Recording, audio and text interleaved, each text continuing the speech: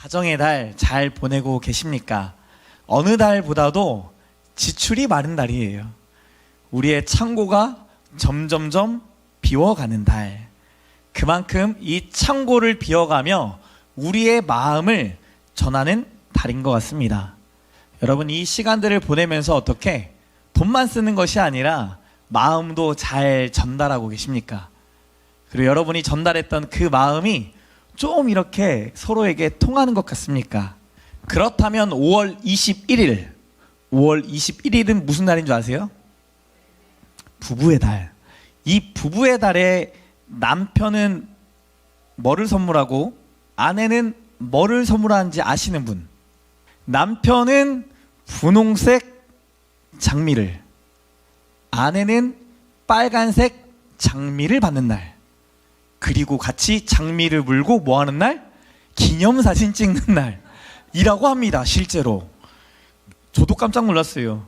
5월 21일이 부부의 날이 된 특별한 이유가 있다고 합니다. 둘이 하나가 되자라는 의미로 둘이 하나가 되는 날 21일이 되었다라고 합니다. 부부의 날을 세계적으로 기념일로 만드신 분이 우리나라에 계십니다. 창원시 의창구 도계동에 있는 도계시장에 있는 순복음 성문교회 권재도 목사님 부부가 이 부부의 날을 정했고 세계에 퍼뜨렸다라고 합니다. 대단하죠? 살아계실까요? 살아계세요. 권 목사님께서 한 인터뷰에서 이렇게 말씀하셨어요. 1995년 어린이날, 선물을 받는 어린이날 TV에서 한 어린이가 인터뷰를 하는 것을 봤습니다. 소원이 뭐냐는 질문에 대한 아이의 답이 우리 엄마, 아빠가 함께 사는 거예요. 피자, 자전거, 게임기가 소원이 아니고 엄마, 아빠가 함께 사는 게 소원이다라는 것에 제가 충격을 받았습니다. 5월은 가정의 달이죠. 어린이날, 어버이날은 물론 성년의 날도 있잖아요. 가정의 중심이 부부인데 부부 간의 갈등을 예방하고 부부 관계를 강화할 수 있는 부부의 날이 필요하다는 생각이 떠올랐죠. 바로 실천에 옮겼습니다. 교회에서 예배를 보면서 메시지를 전하고 또 퍼포먼스를 하면서 이벤트를 했습니다. 그게 5월 21일이었습니다. 1995년 5월 21일 한 교회에서 시작된 부부의 날이 10년이 넘는 동안 이 목사님 부부를 통해 알려지기 시작했고 마침내 2007년 5월 21일 국가법정 기념일로 제정이 되었다라고 합니다. 10몇 년 동안 목사님이 뭘 사명을 여긴 거예요? 부부가 하나 되는 거, 부부가 사랑 가운데 살아가는 것이 얼마나 중요한가를 목회의 목적을 두고 살아가셨다라는 거예요. 사모님께서 이 얄궂은 기자가 이렇게 질문합니다. 결혼을 후회하십니까? 참 얄미워요. 꼭 이런 사람들이 있어요. 그랬더니 이 목사님이, 사모님이 이렇게 말합니다. 저는 제 선택에 대해서는 후회를 안 해요. 그런데 그냥 평범한 사람하고 살았으면 어떻게 살았겠느냐는 생각은 가끔 해보죠. 예를 들어 두 번의 선택의 기회가 있다면 이렇게 별스러운 사람 말고 진짜 평범하게 월급 또박또박 갖다 주는 그런 사람들을 만났으면 과연 내 인생이 어떻게 바뀌었을까 하고 생각을 해보죠. 사람은 누구나 그렇지 않나요? 라고 말했대요. 여러분, 월급 갖다 주시는 분들 계시죠? 그런 분들 입장에서는 또 반대 입장이잖아요. 사업하는 사람 만났으면 좋겠다. 줄 때 한 방에 줬으면 좋겠다. 사모님이 또 이렇게 말하세요. 요즘에 부부는 로또라고 그러잖아요. 서로 맞는 게 하나도 없으니 부부를 로또라고 하죠. 그런데 다행히 저희는 맞는 것 딱 두 가지 있어요. 하나는 삼시세끼 다 먹어야 하는 것, 또 하나는 느끼한 거 싫어하는 것. 그거 두 개 외에는 아무것도 맞는 게 없어요. 그런데도 살다 보니까 30년이 됐더라고요. 하하하. 부부의 날을 제정하신 사모님, 목사님의 인터뷰였어요. 여러분은 어떠신가요? 살다 보니 30년이 되어가고 있으십니까? 오늘 본문 말씀 22절부터는 그리스도를 경외함으로 피차 복종하라 라는 21절 말씀의 실제 적용편입니다. 남편과 아내, 부모와 자녀, 종과 상전의 말씀을 2주에 걸쳐서 저와 승현 전도사님이 나누게 될 텐데요. 말씀 속에서 피차 복종하는 자의 삶을 살펴보면서 5월 가정의 달, 저희에게 이 말씀을 주시는 하나님의 뜻이 이해되기를 소망합니다. 또한 우리를 빛의 자녀로 부르시고 지혜자로 부르시며 성령 충만한 자로 교회가 되어 살아가길 원하시는 하나님의 뜻대로 살아가는 저와 여러분 되시길 축복합니다. 피차 복종하라. 여러분, 이 말씀은 오늘날 저희에게 약간 거북한 단어입니다. 복종. 인격이 있는 우리에게 지금 누구한테 복종하라고 하는가? 비인격적이다라는 말로 들립니다. 복종하라는 동사에는 보통 을이 갑에게 복종하다라는 말이 생략되어 있는 것처럼 여겨지죠. 즉, 관계 속에서 나오는 단어가 이 복종하다라는 단어예요. 관계에 낮고 높음, 강한 자와 약한 자가 있다라는 것을 전제하고 있는 단어처럼 여겨집니다. 이 복종하라는 단어 앞에 피차라는 부사가 붙어 있어요. 피차 복종하라.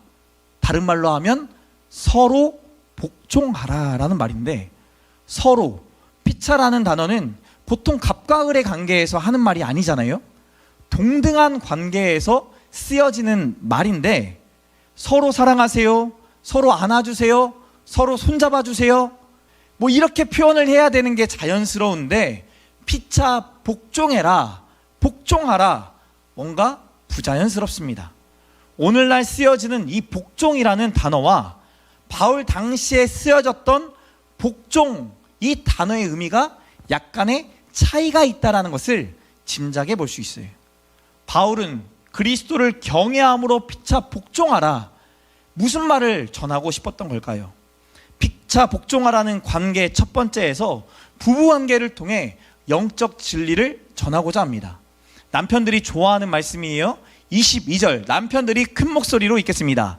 시작. 아내들이여 동의하십니까? 남편들에게 복종하기를 죽게 하듯 할 마음이 있습니까? 예수님께 순종하듯 남편에게 순종하고 싶으세요? 다들 뭐 얼굴 상태가 안 좋아요. 왜요? 라는 질문이 저절로 나오죠. 그 이유를 23절에 말합니다. 23절 말씀 우리 여자분들이 읽겠습니다. 시작.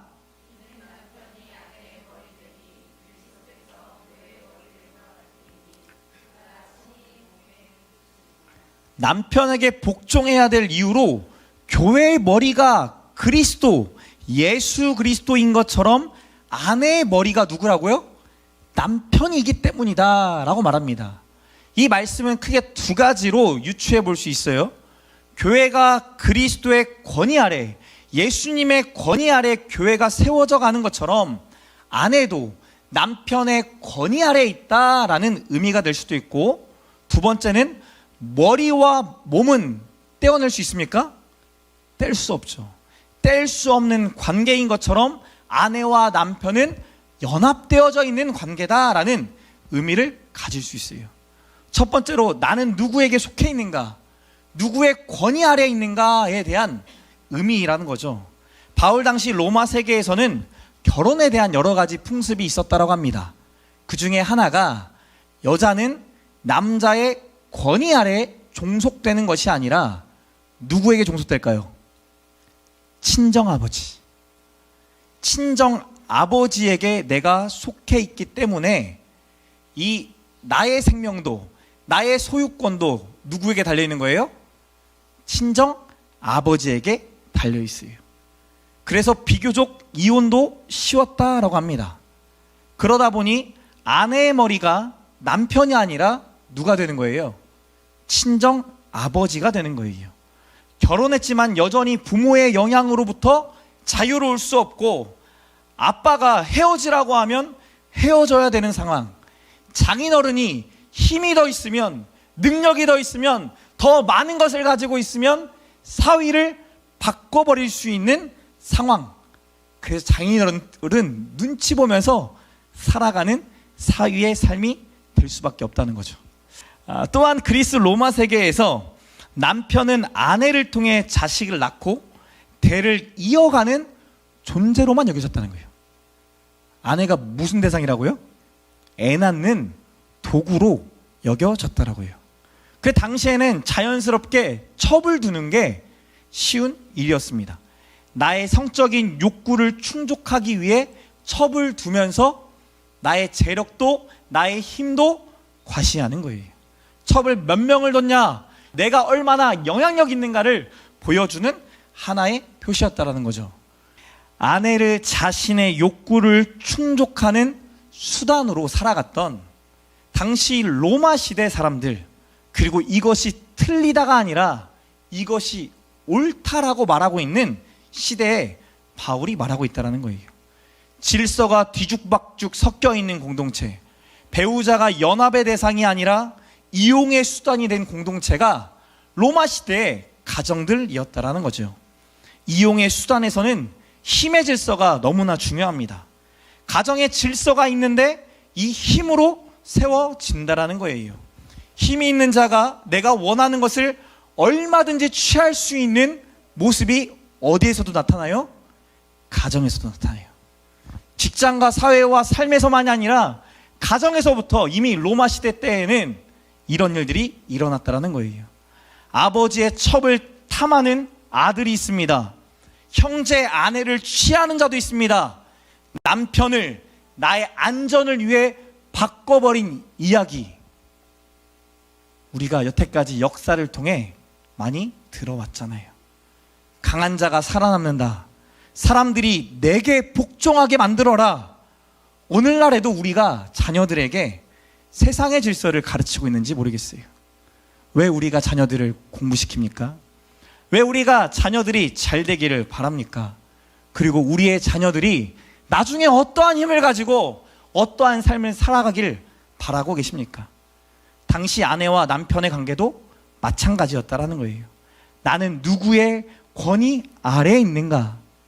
누가 내 권위 아래에 있는가가 중요했지, 절대 뗄래야 뗄 수 없는 몸과 머리로 연결된 한 몸이다.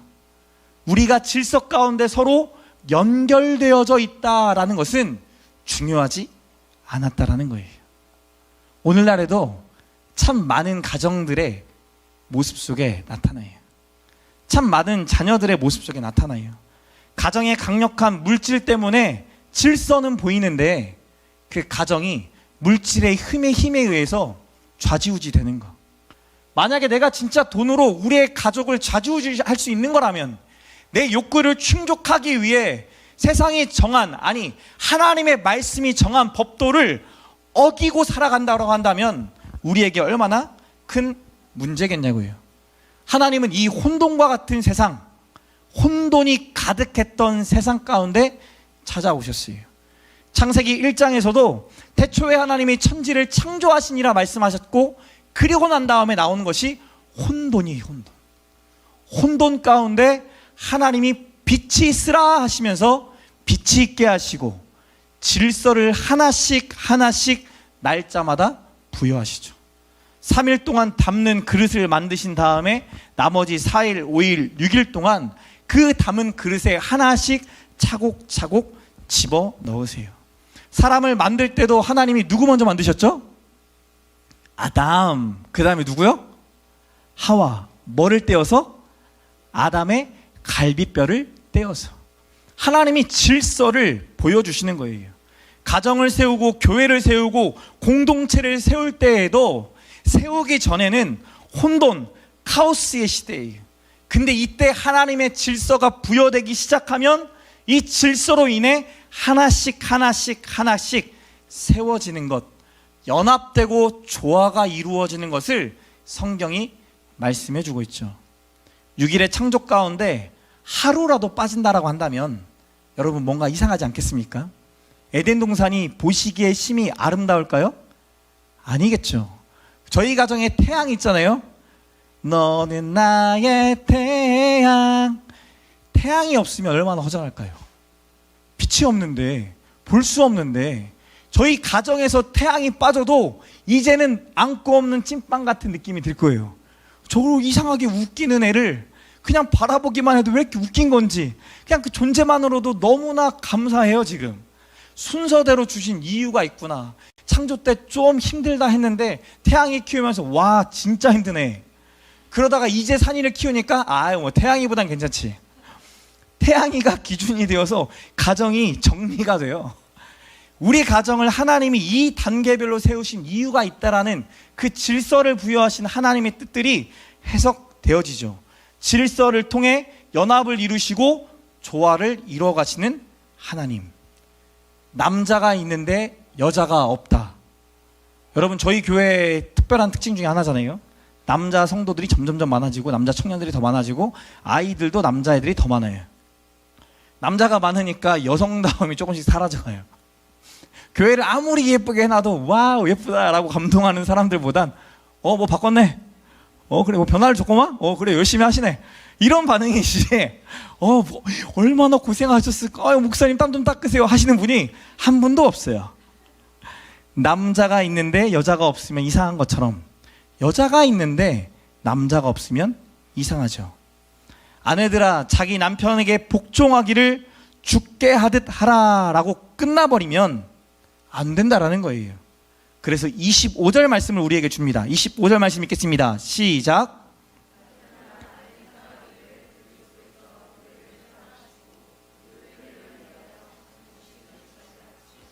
이어 28절에서도 비슷한 말을 합니다. 이와 같이 남편들도 자기 아내 사랑하기를 자기 자신과 같이 할지니 자기 아내를 사랑하는 자는 자기를 사랑하는 것이라.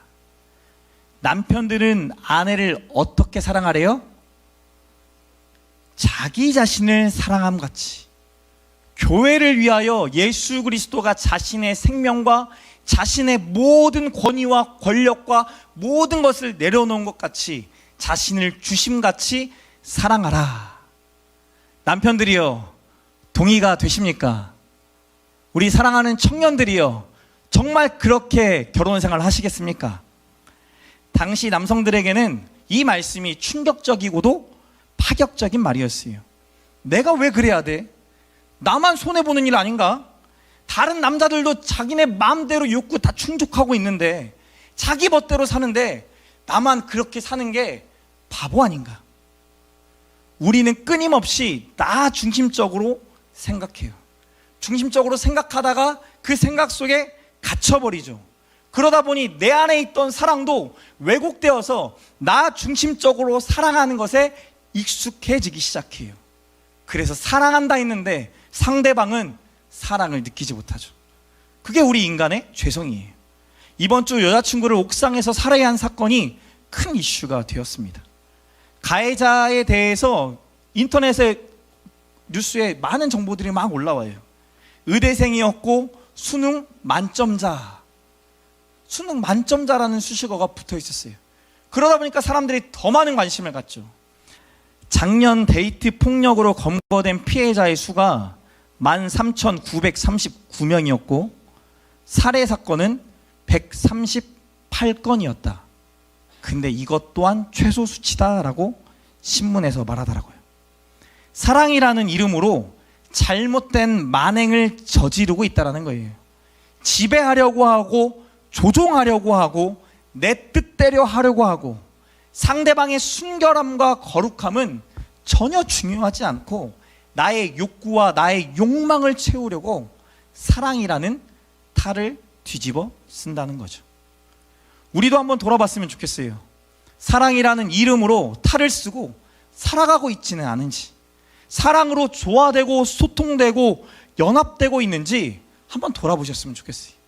부부만의 관계가 아니라 사람 대 사람으로서 인격과 인격을 나누는 사람으로서 하나님의 형상과 모양을 닮은 사람으로서 사랑이라는 말로 혹 사랑의 탈을 쓰고 그 사람을 조종하고 있지는 않은지. 그래서 여러분에게 체크리스트를 31절에 주셨어요. 31절 말씀 같이 한번 읽겠습니다. 31절 말씀 시작.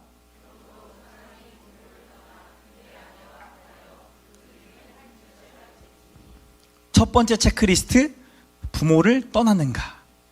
여러분 스스로 한번 질문해 보세요. 부모를 떠나는가? 자녀는 부모의 절대적인 영향력 아래서 자라납니다. 자라오면서 여러분 좋았던 것도 있고 싫었던 것도 있었죠. 이것은 나도 이후에 해야겠다라는 게 있었고, 이것은 절대 하지 말아야겠다라고 하는 것도 있죠. 저희 가정은 항상 식사를 하고 나면 식사 이후에 과일 먹는 시간이 있었어요. 잘 살아서 과일을 먹었던 게 아니라 아버지 어머니가 밥보다도 과일 먹는 시간을 더 중요하게 여겼던 것 같아요.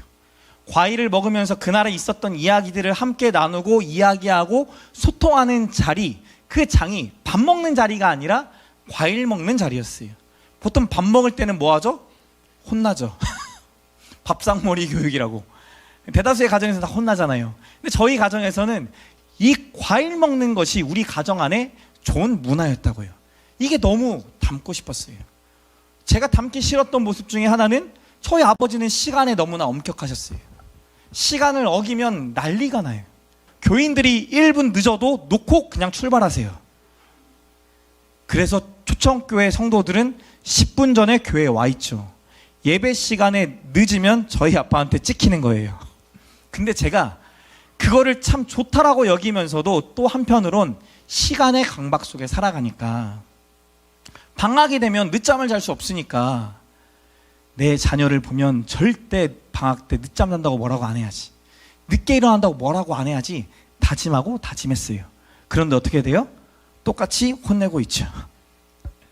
우리가 서로 체크하잖아요. 자라오면서 좋았던 것, 싫었던 것.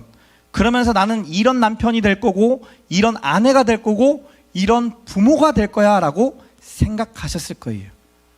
그래서 여러분 한번 체크해 보시라고요.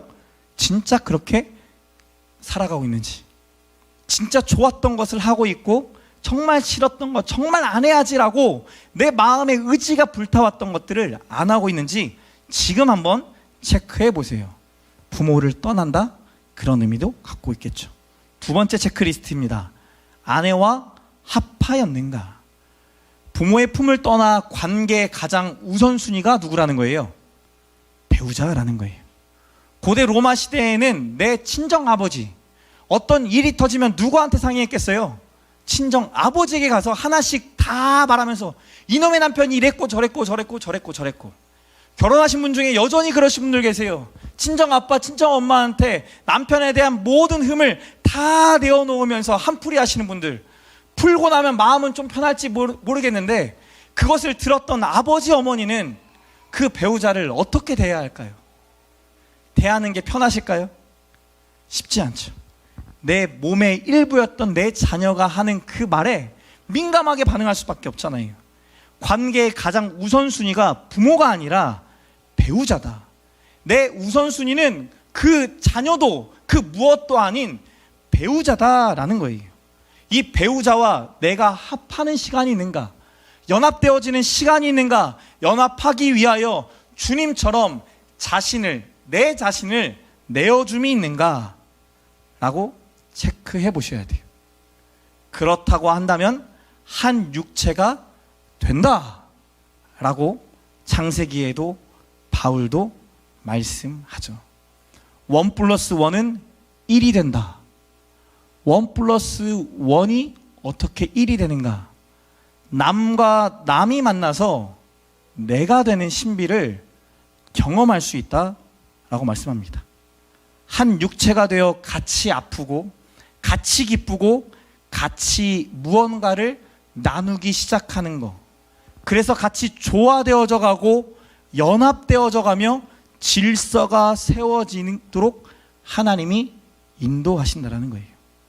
성경이 말하는 복종은 질서를 세우고 연합을 이루는데, 세상이 말하는 복종은 질서는 세우되 누군가는 굴복해야 질서가 세워지죠. 바울이 우리에게 묻는 것 같습니다. 여러분은 누구에게 속해 있습니까? 여러분은 누구의 권위 아래 살아가고 계십니까? 여러분은 누구의 신부입니까? 여러분은 어떻게 사랑받고 있습니까? 그 답으로 그리스도를 경외함으로 피차 복종하라 말씀합니다. 예수 그리스도의 권위 아래에 있고 예수 그리스도의 신부이며 예수 그리스도가 죽기까지 우리를 사랑하신다라고 말씀합니다. 영광스러운 교회로 세우시려고 우리를 거룩하고 흠이 없는 교회가 되게 하신다라고 말씀하세요. 여러분, 체크리스트를 들으면서 그런 마음 드시죠? 나는 그렇게 못 사는데, 나는 그게 참 잘 안 되는데, 머리로는 알겠고 많이 들었는데 잘 안 되는 것 같다라는 생각이 드시죠? 그런데 여러분, 안 됐던 적만 있던 게 아니에요. 우리의 인생이 항상 안 됐던 적만 있었던 것은 전혀 아니잖아요. 남편과 아내를 사랑하는 것이 안 됐으면 결혼도 못했고, 내 자녀를 사랑하는 것이, 인격적으로 대하는 것이 되지 않았더라면 그 아이를 낳지도 못했을 뿐더러 지금 그 아이가 살아있을 수도 없잖아요. 분명히 우리가 지나왔던 지난 걸음걸음 속에 그리스도를 경외하는 마음으로 하나님의 말씀을 믿는 믿음으로 살아오면서 경험했던, 진짜 우리 가정의 질서가 세워지고 연합되어지고 하나 되어져 진짜 우리의 가정이 하나님 나라였구나라는 것을 고백했던 시간이 있다라는 거예요. 그 시간을 끄집어내셔야 돼요. 그 시간을 다시금 발견하셔야 돼요. 부부의 날을 제정했던 그 권 목사님이 매년 부부의 날을 보내면서 그 강단에 올라와 100년 해로했다는 많은 노부부들의 이야기를 들으면서 5가지의 약이 떠올랐다고 합니다. 인내는 한약이다. 웃음은 명약이다. 옆 사람 보고 한번 웃어봐 주실래요? 하나, 둘, 셋. 저절로 웃어요. 칭찬은 귀로 먹는 보약이다. 자, 옆 사람한테 칭찬 하나 하겠습니다. 칭찬 아무거나. 시작. 이뻐. 야, 그거 헌방이네. 이뻐. 승근이 쌤도 하셨죠? 이뻐. 기쁨은 신약이다. 기뻐하는 것, 누군가를 기쁘게 만드는 것이 신약이다. 사랑 표현은 만병통치약이다. 자, 우리 옆 사람한테 만병통치약, 사랑 표현 한번 해보겠습니다. 시작. 여러분, 그런 생각 들잖아요. 진짜 아는데 너무나 안 돼서. 나도 엄마 아빠한테 좀 사랑받는 아들로 살아가고 싶고, 좀 엄마 아빠가 내세울 만한 자녀들로 커가고 싶고, 또 우리의 가정이 뭔가 더 아름답게 세워져가는 모습들을 많은 사람들에게 보여주고는 싶은데, 알면서도 잘 안 될 때가 있잖아요. 먼저 내 마음을 표현해야 된다는 것을 알면서도 안 될 때가 많잖아요. 그래서 관계가 더 힘들어지고, 그래서 시간이 흐르다 보니 서로의 마음이 전혀 읽혀지지 않는 상태. 가족인데 마음이 읽혀지지 않는 상태에 이르면 뭐가 되냐면요, 힘으로 굴복하게 돼 있어요. 내 힘을 더 보여주고 싶어라 해요. 그래서 우리 뭐 해야 되냐면 5월 한 달 동안 어떠한 방식으로라도 우리의 마음을 보여주셔야 돼요. 누가 내 마음대로 내 자녀를 굴복시키고 싶겠어요? 내 아내를 처음부터 굴복시키고 싶어서 결혼했습니까? 전혀 아니죠. 너무나 보고 싶고, 너무나 연락하고 싶고, 너무나 같이 먹고 싶고, 너무나 모든 함께하는 시간을 다 함께하고 싶어서 우리가 결혼했고, 우리가 지금 가정을 이루고 자녀들을 키우고 살아가잖아요. 마음을 표현하셔야 돼요. 감옥에 있는 바울의 입장에서 생각해 보세요. 바울은 결혼도 안 했어요. 결혼도 안 한 이 사람이 나는 교회와 그리스도에 대해 이야기하는 거다. 너네 부부 관계가, 너네 가정의 관계가 교회와 그리스도의 관계로 해석되어져. 비록 나는 아내도 없고 자녀도 없고 아무것도 없지만 지금 그리스도로 인해 자녀를 얻게 되었고, 자녀들과 함께 하면서 이 하늘의 신비를 발견하게 됐어. 내가 발견한 이 신비가 비록 함께 가서 같이 누리지는 못하지만 너네 각 가정에서도 이 비밀을 알고 누렸으면 좋겠어 라고 말하는 거잖아요. 감옥에 갇히면 알죠. 돌아가시면 알죠. 멀리 떨어져 보면 알죠. 그래서 5월은 우리에게 기회예요. 가정의 위기라고 느껴지는 이 달이 기회이고, 이 기회에 서로의 마음을 표현하면서 하나님의 나라가 경험되시길 축복합니다.